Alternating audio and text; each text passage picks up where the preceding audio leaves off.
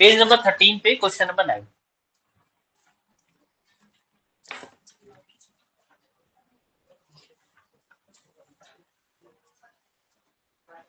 प्रतिष्ठा है तुम्हारे पास, है ना ये शीट? आदित्य व्हाट्सएप पे है। मैंने हार्ड कॉपी दी थी। तो ठीक है, पेज नंबर 13 पे क्वेश्चन नंबर 9 है। 2 दिन से आई ठीक नहीं है तो ठीक इसलिए है, मेरे पास नहीं है। आदित्य तुम्हारे पास तो होगी। ठीक, बता जल्दी से आंसर क्या होगा।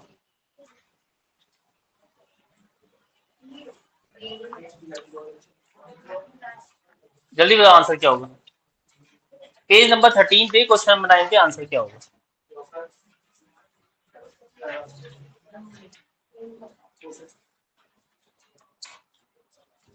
खुला है, इसमें काम करो तुम, इसमें करो। आप मेरे अपने रजिस्टर में कराता हूँ। मैं इसके पैसे दे रहा हूँ, कोई बात नहीं, इसमें काम कर लेंगे। अच्छा लिख लिया, ठीक। कितना अच्छा बच्चा है, देखिए।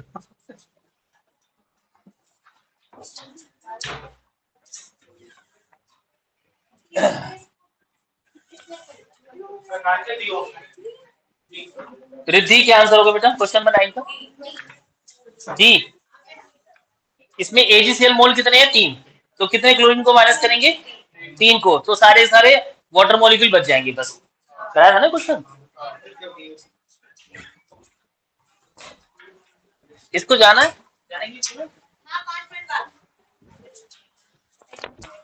ठीक है।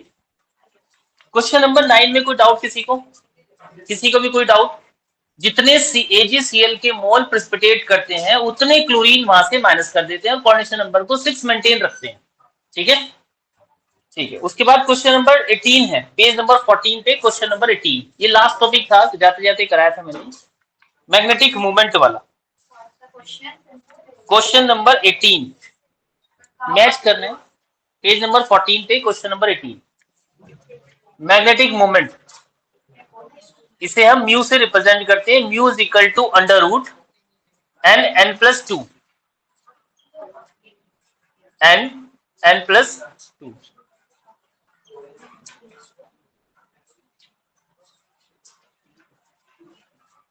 Mu is equal to under root n+2।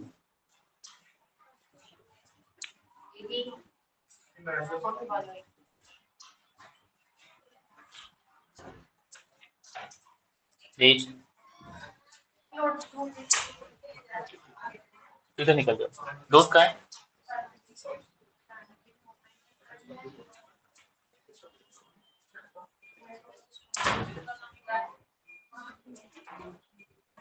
Question number 18 दिया करने के लिए, जल्दी से करो। कर लिए बेटा, कर लिए।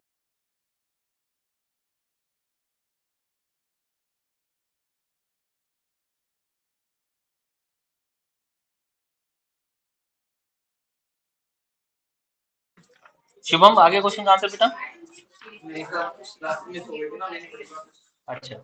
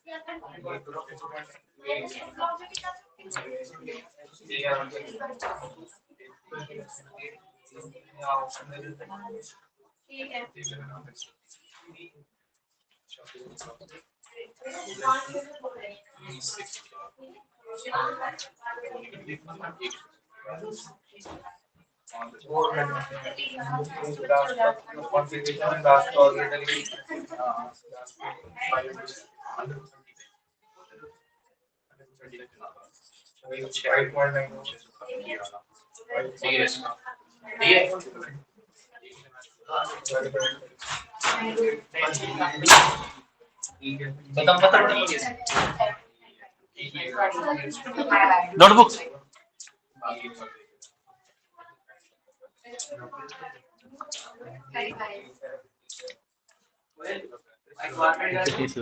नोटबुक ले लीजिए। रिद्धि ने बचाए सारे पैसे। तो इसके लिए कॉपी चेक करनी है आपको केमिस्ट्री की। क्या थी? ठीक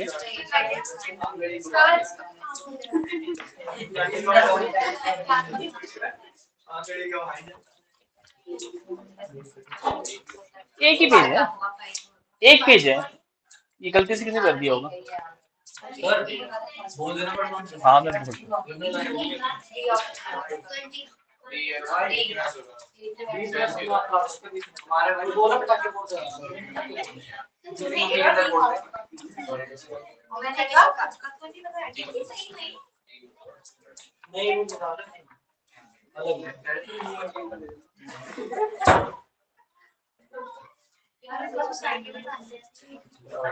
लेके आ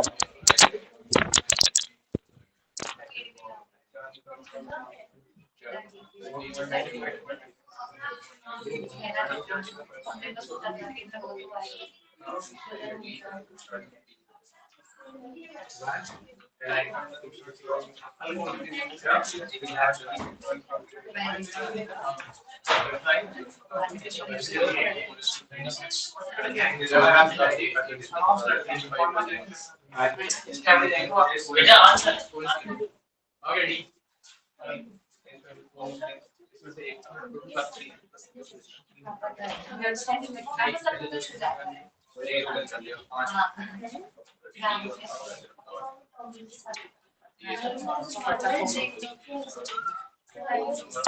आगे बेटा सबका आंसर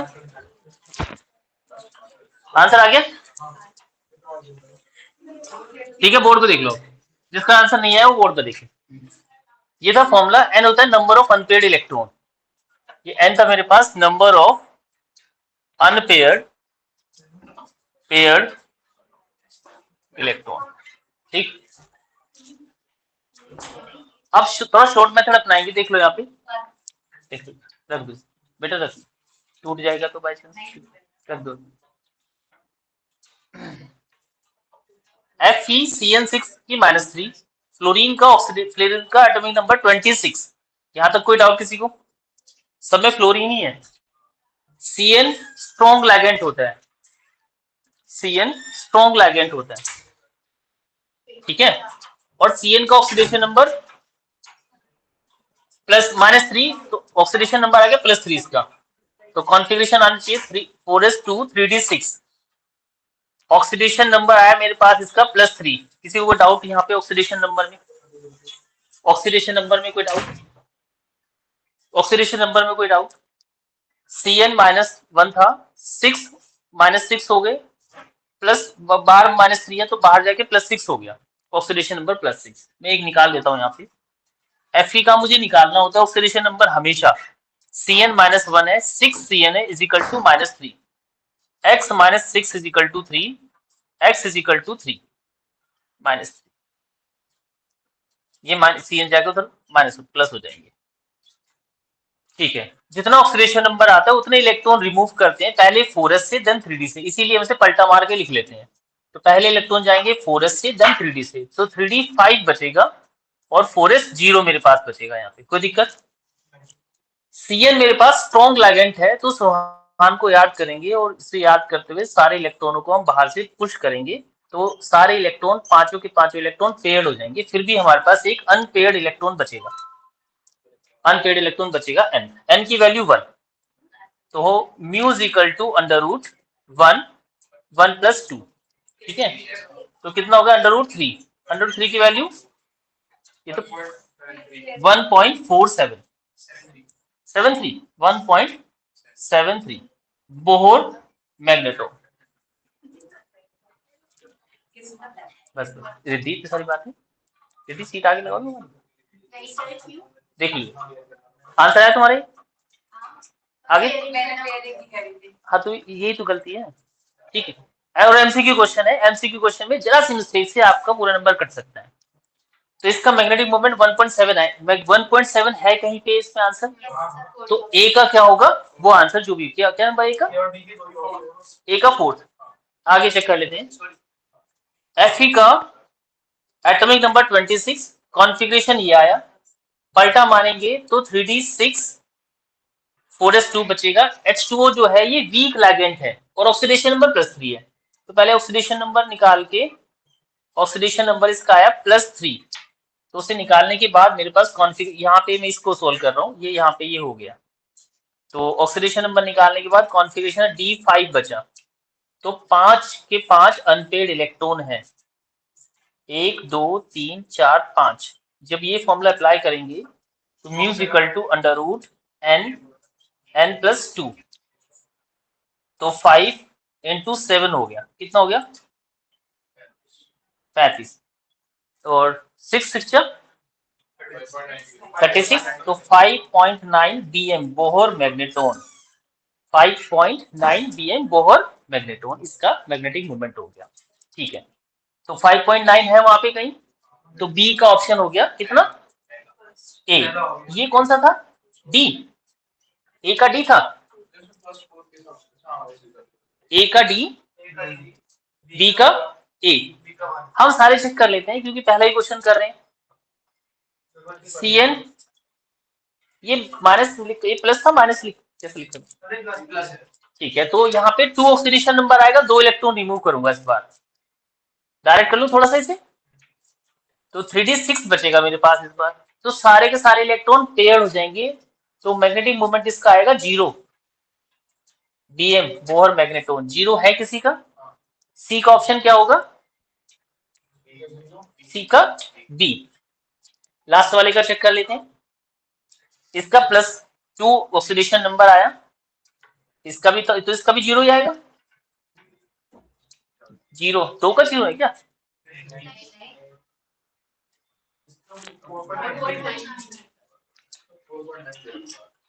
अच्छा वीक लिगेंड है, सॉरी वीक लिगेंड है, हाँ वीक लिगेंड है, ठीक है, पेयरिंग होगी, तो इसका आएगा bm बोहर मैग्नेटोन, जो भी आएगा। 4.9 क्या बोल रहे हो आप, 4.9 कर लोगे, समझ आया क्वेश्चन ये। तो एमसीक्यू क्वेश्चन ये मत समझो कि इजी होता है, तुक्का लग नहीं सकता, इजी होता नहीं है। कई बार एमसीक्यू इसमें 1 2 3 4 क्वेश्चन आपसे सोल्व करवा लिए, तब आपको 1 नंबर दे रहा है, वो 4 नंबर जेई में देगा, 1 नंबर आपको, हाँ वो एक हमारी वो हमने नहीं, एक्सेप्शन नहीं है, एक वो हमारा ये है कि बाई चांस हमें आंसर मिल गया, होता भी है आंसर, जब 2 हमें करेक्ट मिल जाते हैं तो आंसर वही होता है, बट कई बार 3 निकालने पड़ते हैं, तो आपको आंसर जल्दी जल्दी निकालना आना चाहिए, कहने का मतलब ये है। ठीक है, क्वेश्चन नंबर 19 देखो जल्दी से, जब कर दो इसे, मैंने कहा था या तो कैटायन बना के देगा या फिर ऐसा क्वेश्चन देगा। ठीक है, क्वेश्चन नंबर 19, ये 2020 में ही आया क्वेश्चन, 19 20 में ही आया क्वेश्चन, ये 2020 का क्वेश्चन आया हुआ। कर मन फी को नी क्यों जन, सस ते वी कर मन फी को नी क्यों जन, सस ते वी कर मन फी को नी क्यों जन। 10 उंगलियों पे तो याद करवाए थे, 21 22 23 24 25 26 27 28 29 और 30। ठीक, तो क्रोमियम 24 आया, क्रोमियम 24, किसी का आंसर आ गया, 24 इसका एटॉमिक नंबर है, जो एटॉमिक नंबर होता है वही लास्ट का कॉन्फ़िगरेशन होता है, ये हमने जुगाड़ बनाया था। 3d4, 2 इलेक्ट्रॉन निकले हुए हैं, तो पहले 4s से निकलेंगे, तो कॉन्फ़िगरेशन क्या बचा, 3d4 बचा, तो आउटर मोस्ट में मेरे पास 4 इलेक्ट्रॉन बच गए, क्योंकि अभी तो पेयरिंग का कोई चक्कर ही नहीं है, लिगेंड दिया ही नहीं है, तो 4 अनपेड इलेक्ट्रॉन है इनटू 6, तो कितना आ गया 24, तो कितना आया 4.9 bm बोहर मैग्नेटोन, मिल गया आंसर।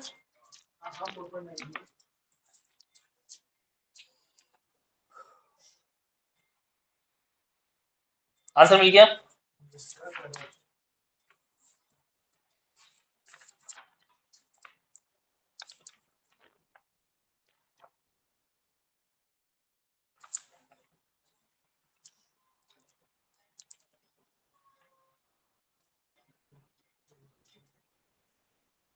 ये तो 4-3 तो करवा दिए थे कल ना, लास्ट टाइम करवा दिए थे, ठीक है। उसके बाद आगे लिखो, नेक्स्ट लिखो लिमिटेशंस ऑफ, आज थोड़ी थ्योरी वाला काम कर लेते हैं, लिमिटेशंस ऑफ VBT। क्वेश्चन मैंने बहुत सारे करवा दिए, लास्ट क्लास में भी करवाए थे। जो क्वेश्चन रह गए वो इसका मतलब वो टॉपिक ही नहीं हुआ हमारा।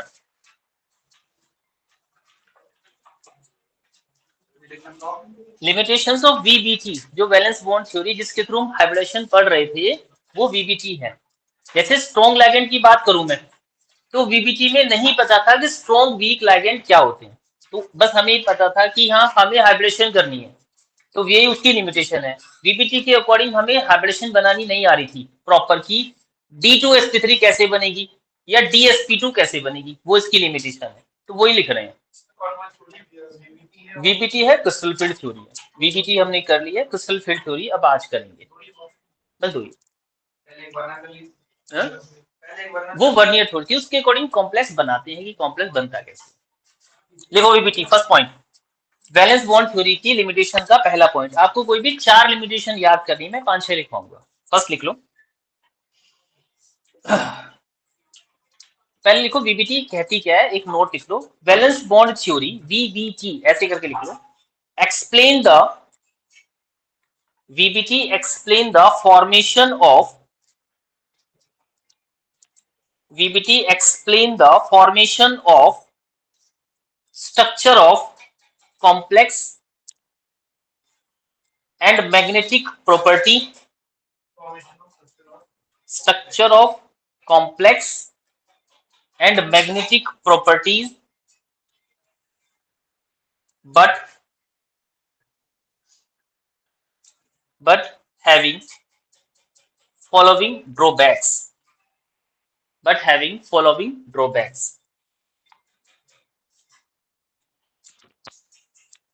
गानिया छुट्टी मत किया करो, बीच में टॉपिक छूट जाता है। एग्जाम तो इसके भी ये तो आती है, ठीक है। वो क्लास जो छूट जाती है रिवीजन में मैं करवाता हूँ रिवीजन, लेकिन रिवीजन में बच्चा जो जिसकी क्लास छूट गई है वो कम पकड़ पाता है, जिसकी क्लास हो गई है वो जल्दी पकड़ लेता है। और रिवीजन क्लास में सारे बच्चे नहीं आते। लास्ट वाली रिवीजन संडे वाली क्लास में कितने बच्चे थे? थे बच्चे, बट कुछ बच्चे एब्सेंट ही रहते हैं। बट रिवीजन वाली क्लास इंपॉर्टेंट होती है, पूरे हफ्ते जो पढ़ाता हूँ वो संडे को रिवाइज करवाता हूँ, या फिर कोई पीछे वाला टॉपिक हो जाता है, तो वो आपके फायदे की क्लास है। वो क्लास बहुत इंपॉर्टेंट है सोहान, वो क्लास बहुत इंपॉर्टेंट है, तो बात करोगे तो फिर भूल जाओगे। फर्स्ट पॉइंट आया करो, छुट्टी मत किया करो।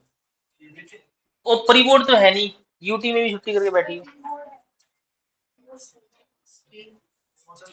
नंबर 1 लिखो, लिमिटेशंस नंबर 1, ठीक है, वो तुमने बता दी। फर्स्ट लिखो, it does not give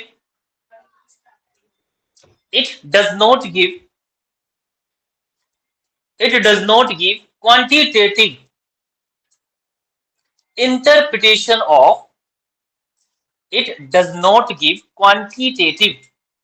interpretation of magnetic data.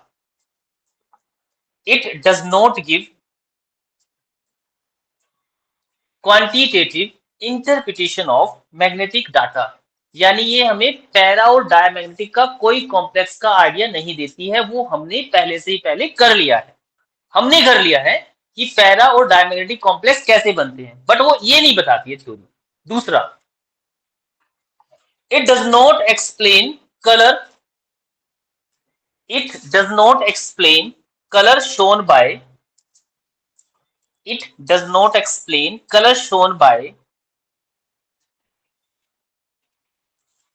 complex compound. It does not explain color shown by complex compound. ठीक है, अब कलर कैसे शो करता है, इसके बाद का नेक्स्ट टॉपिक हमारा कलर वाला ही होगा। तो जो कलर शो करते हैं कोऑर्डिनेशन कंपाउंड, उसका एक जुगाड़ बताऊंगा। तो हम ज्यादा बड़ा टॉपिक हमें नहीं पढ़ना है, वो जरा सा एक टॉपिक पढ़ना है 2 मिनट का, उससे हमें कौन सा कंपाउंड किस टाइप का कलर शो करेगा वो पता लग जाएगा। लेकिन कलर कौन शो करेगा? पहली बात, अगर किसी भी कंपाउंड के पास अनपेड इलेक्ट्रॉन है तो वो 101% कलर शो करेगा, क्योंकि कलर शो का कॉम्प्लेक्स ये हमारे पास था वहां से 11th क्लास में जुड़ा आ रहा है कि अगर हमारे पास अनपेड इलेक्ट्रॉन है किसी भी ऑर्बिटल में, तो मैं डी की बात करूंगा, पूरा कोऑर्डिनेशन कंपाउंड डी ऑर्बिटल पे ही बेस्ड है, तो वो बाहर से आने वाली लाइट को एब्जॉर्ब करके कलर शो करता है। रिफ्लेक्शन में कलर शो करता है, बाहर से आने लाइट को पकड़ के इलेक्ट्रॉन एब्जॉर्ब करके कलर शो करता है। तो अनपेड इलेक्ट्रॉन होंगे तो कलर शो करेगा, नहीं होंगे तो नहीं करेगा। क्यों नहीं करेगा? क्योंकि अगर इसमें पेयरिंग हो गई स्ट्रॉन्ग लाइगेंड, सुहान को बुला लाते हैं, देखो स्ट्रॉन्ग लाइगेंड, तो ये बाहर से आने लाइट को अट्रैक्ट ही नहीं कर पाएगा। इसे जो लाइट है, जो लाइट आके पार्टिकल्स आ रहे हैं, E is equal to H nu, जो पार्टिकल आ रहे हैं, याद आ रहे हैं? ठीक है, तो ये जो पार्टिकल्स आ रहे हैं ये इस लाइट को कैप्चर नहीं कर पाएंगे, क्योंकि इसका मैग्नेटिक कैरेक्टर क्लॉकवाइज और इनका एंटी क्लॉकवाइज, ये कैंसल आउट कर रही दूसरे को, तो यहाँ से कलर शो नहीं होगा। तो कोई भी कंपाउंड जिसमें पेयरिंग होती है वो कलर शो नहीं करता है।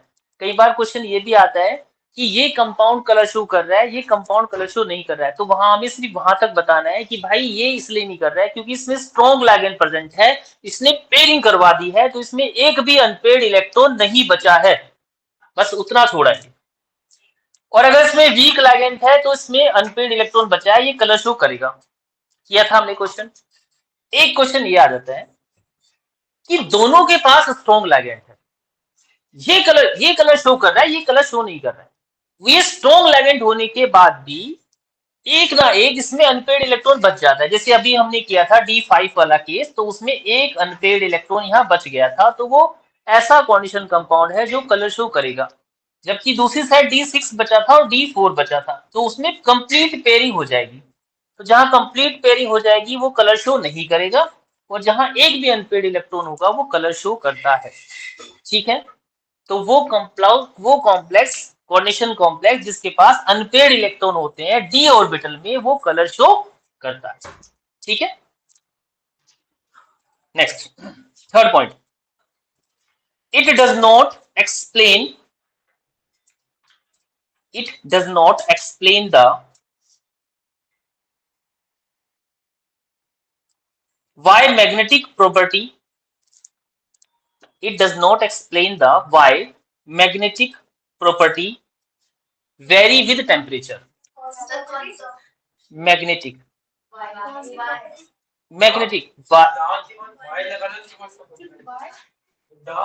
दोबारा बोलता हूँ, it does not explain why, WHY, it does not explain why magnetic property very with temperature. मैंने कुछ और बोल दिया था क्या? अच्छा सॉरी, पूरे दिन मेरा बोलने का काम है कई बार। तो it does not explain why magnetic property very with temperature, very with temperature. Next है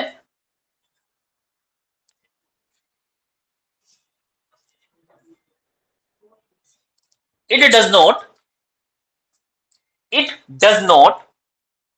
distinguish between weak and strong ligands. It does not distinguish between weak and strong ligands. Last point है, कितने हो गए? तो 6 लिखवा देता हूँ, तो 6 लिखवा दूंगा, 5 का लिखो। अभी कौन सा लिखवा रहा हूँ? लिखो, it does not give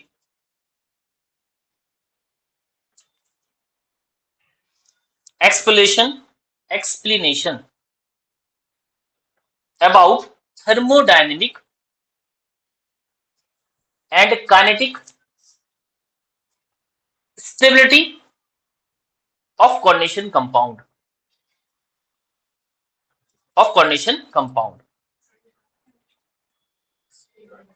Stability of thermodynamic and kinetic stability of coordination compound. Last point है, it does not give any idea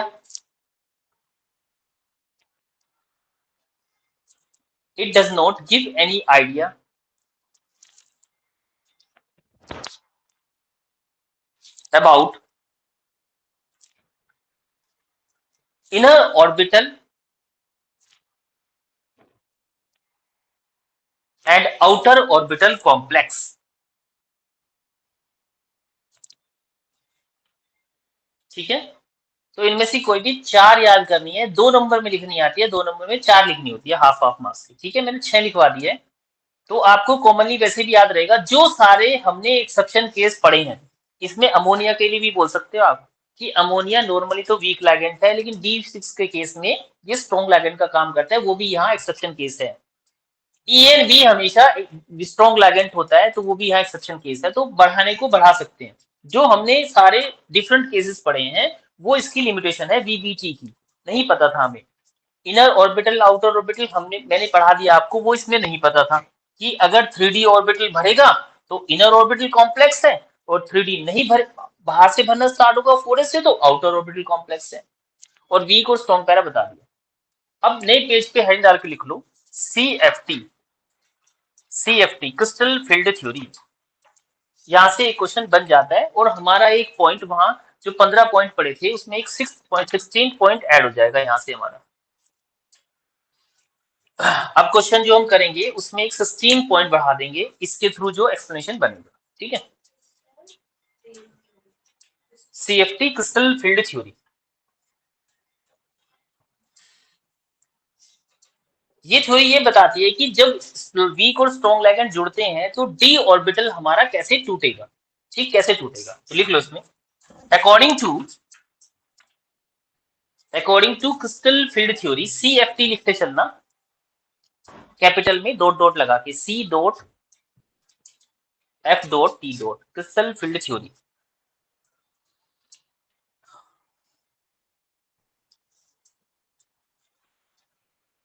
According to crystal field theory,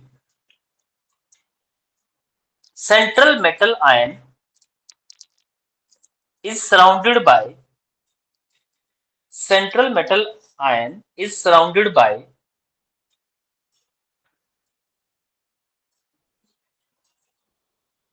ligands.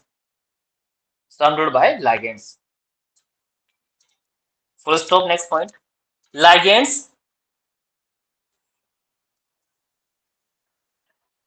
acts as point charge. And represented by capital L. Ligand को हम point charge मानते हैं और इसे capital L से represent करते हैं।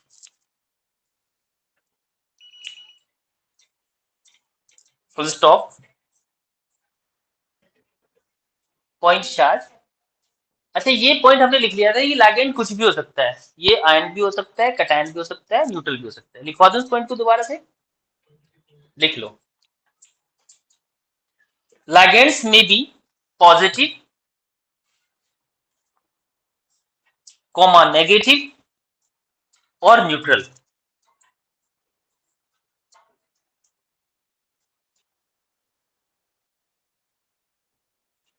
ठीक है, full stop. Next point, when ligand come closer to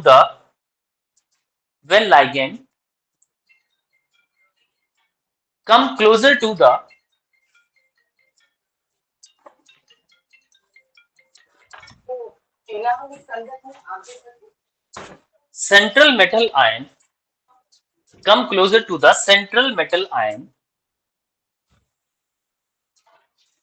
comma a magnetic field is created.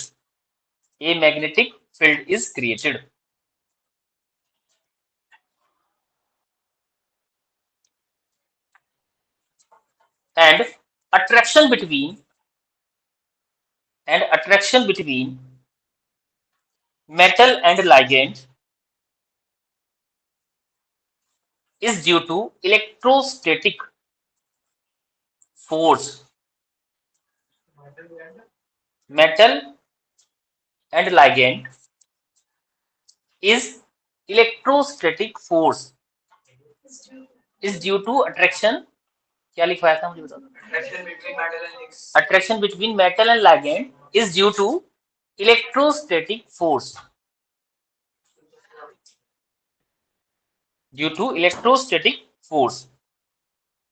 Full stop. Next point, star बना लेना इस पॉइंट को, स्टार बना लेना इस पे।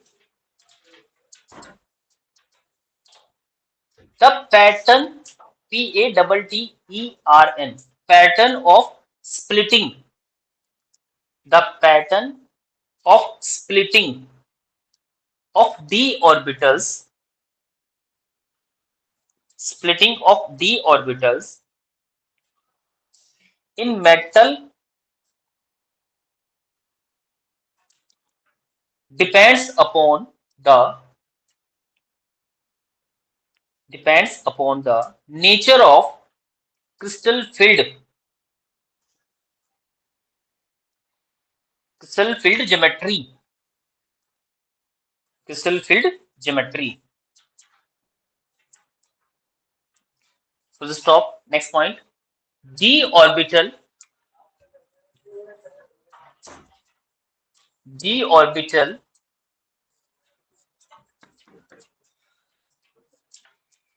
इसके जो नाम होते हैं अलग अलग बॉक्स के, डी एक्स वाई याद है आपको, d Y z, d Z x, ये था d x square y square और ये था डी जेड स्क्वायर. ठीक है. d orbital have 5 orientations with same energies.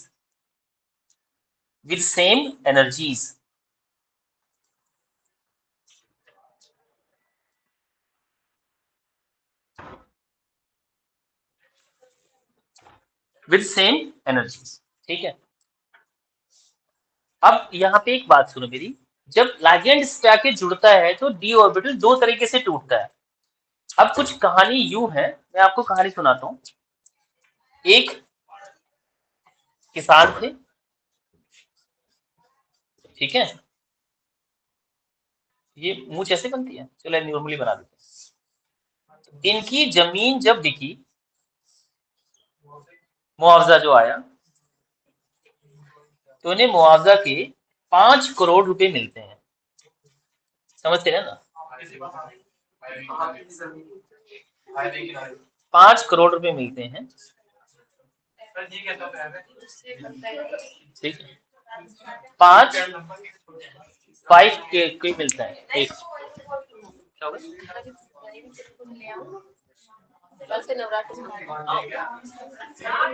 हाँ, बस तो 5 के 5 करोड़ ऐसे लिखते हैं. सी लिखते हैं. के का मतलब क्या होता है?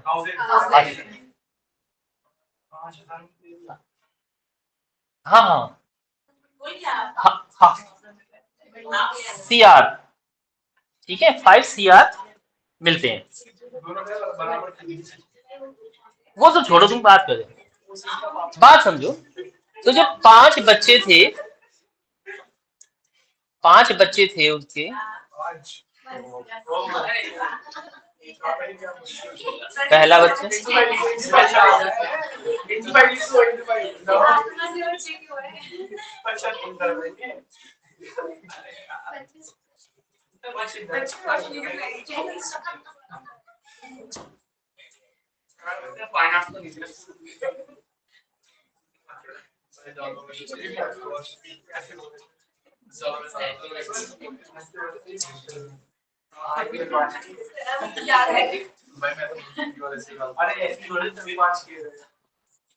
ठीक है, 5 बच्चे थे.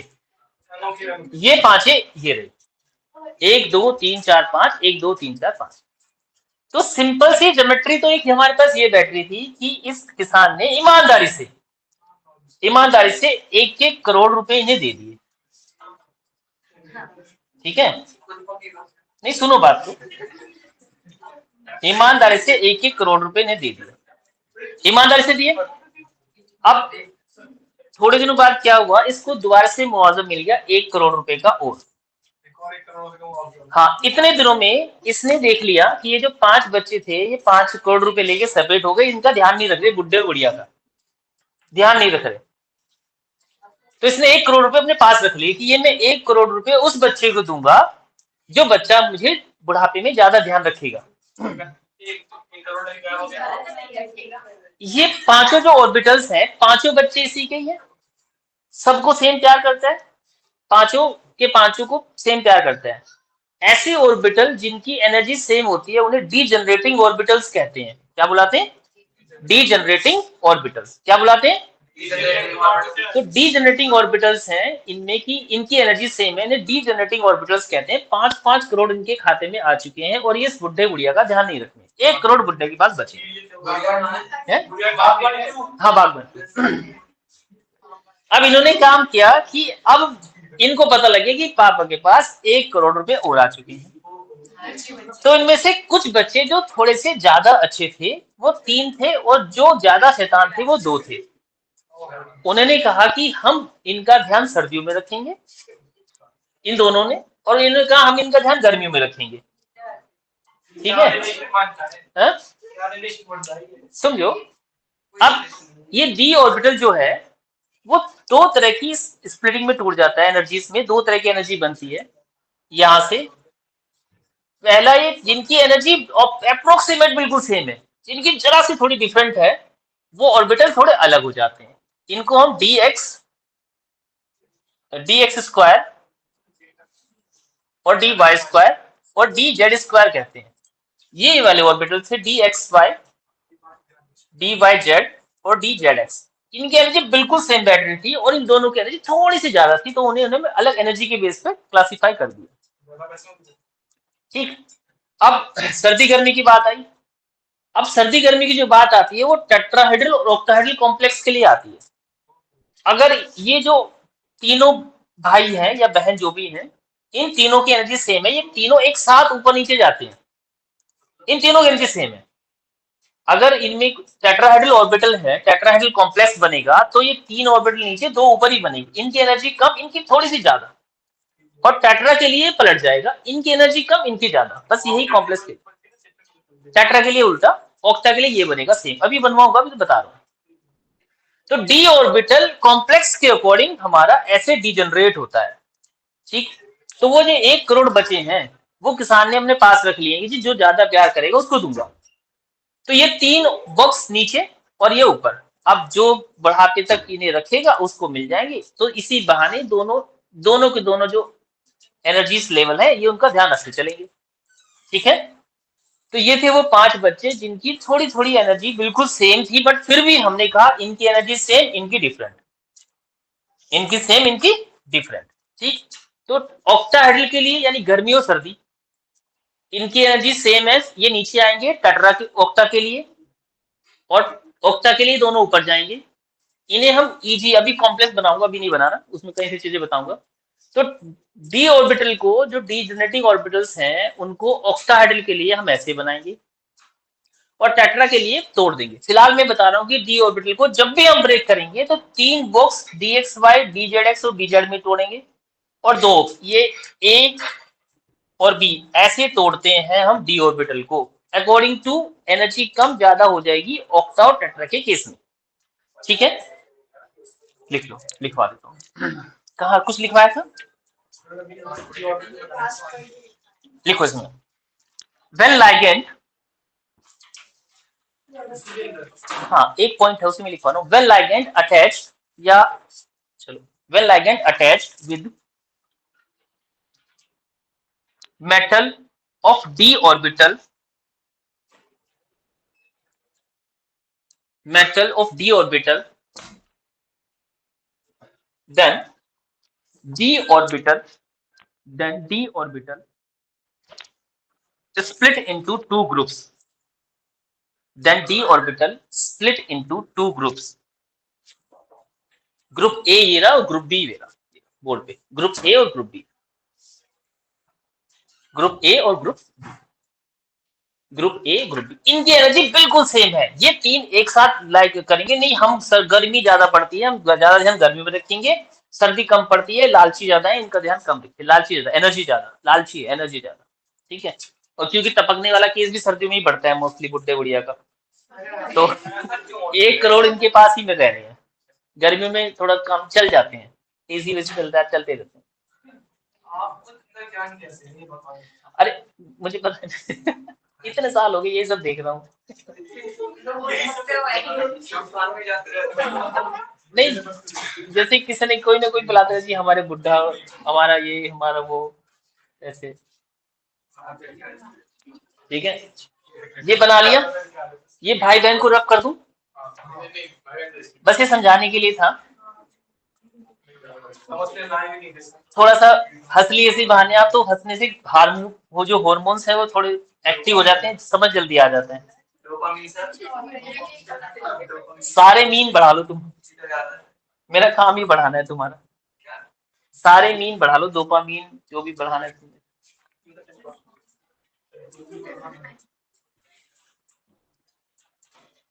बना लिए?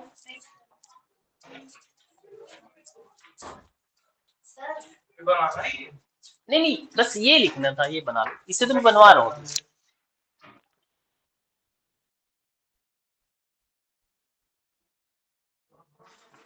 एक पॉइंट लिख लो लास्ट, लिखो एक पॉइंट और बना लो।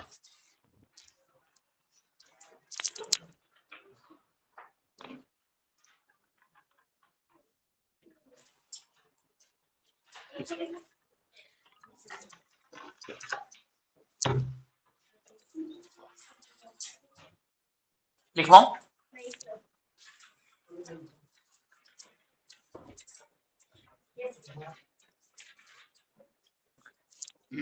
बोलो। The difference of energy between, जो दो बॉक्स हैं उसे, जो दो बॉक्स हैं उन्हें बोलते हैं ईजी ग्राउंड एनर्जी लेवल, और इनको बोलते हैं T2G एनर्जी लेवल। तो the difference of energy between T2G and EG, T2G and EG orbitals, इन तीनों को बुलाते हैं T2G ऑर्बिटल्स, जो गर्मियों में ध्यान रखेंगे, और इनको बुलाते हैं EG ऑर्बिटल्स, जो सर्दियों में ध्यान रखेंगे। अलग अलग orbitals energy level. Energy orbitals is called crystal field splitting. Energy orbitals is called crystal field splitting energies.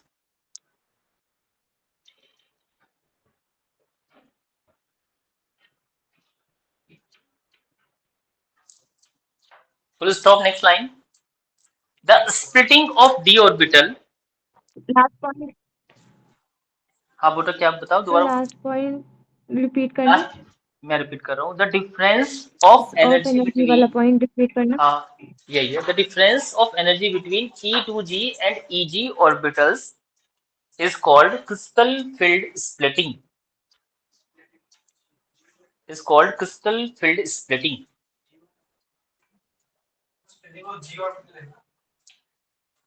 T2G and EG orbitals is called crystal field splitting.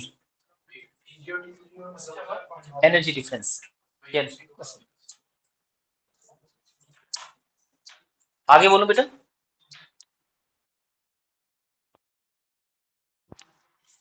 आगे बोलूं? ठीक है, लिखो। The splitting of d orbitals, the splitting of d orbitals depends upon the nature of ligands, nature of ligands,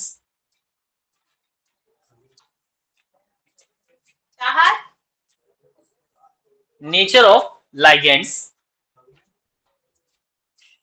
weak and strong, bracket में लिख लो weak and strong, nature of ligands bracket में weak and strong, comma oxidation state,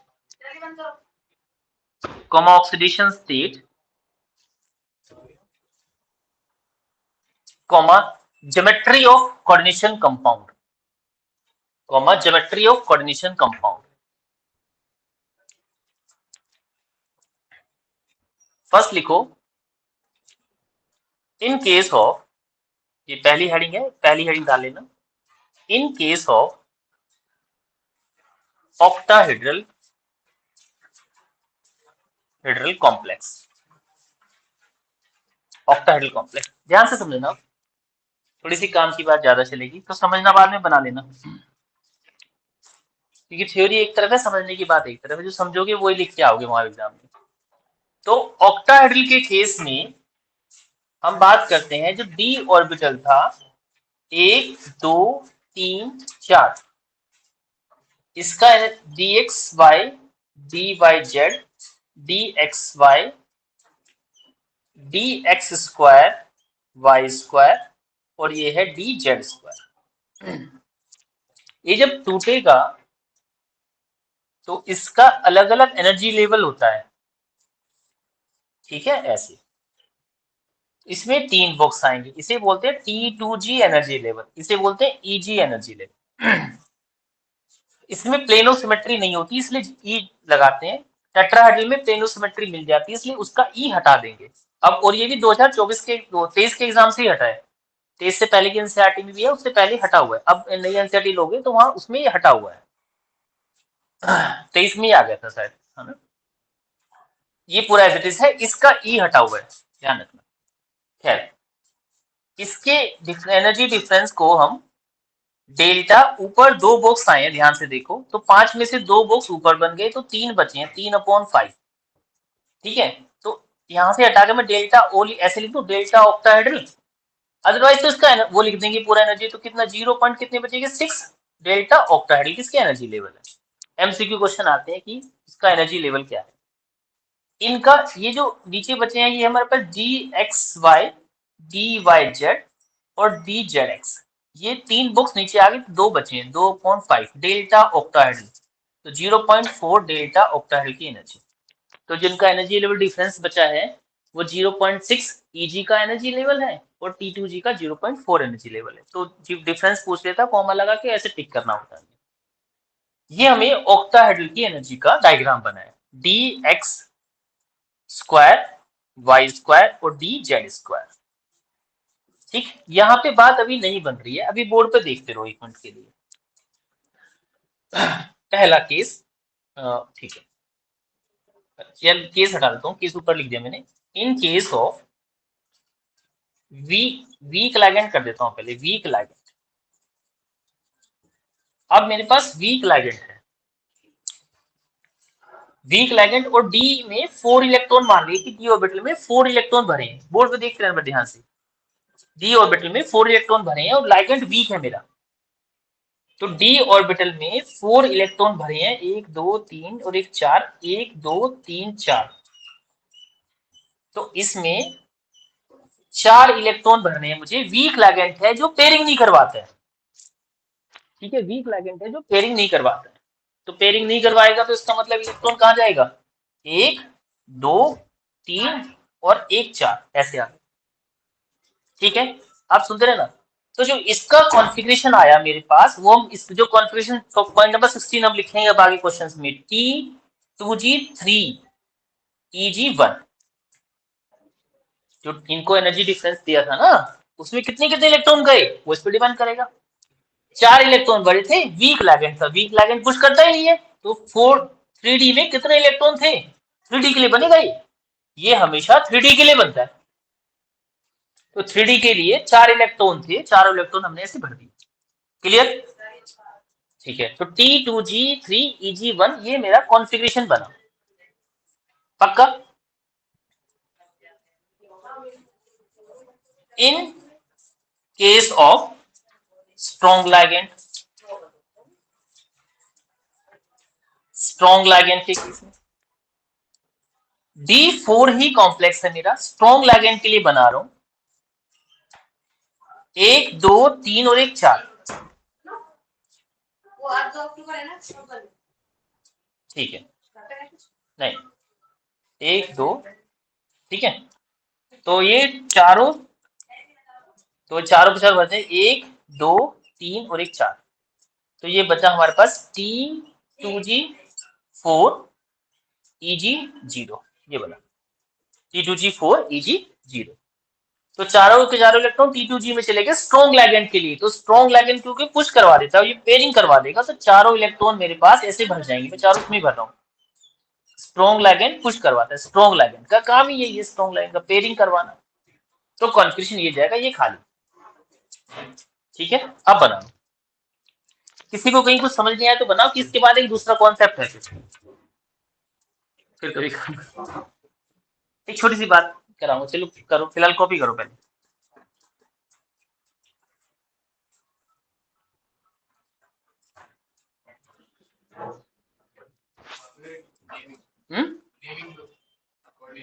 Nemi नहीं कराई भी। हाँ हाँ करो।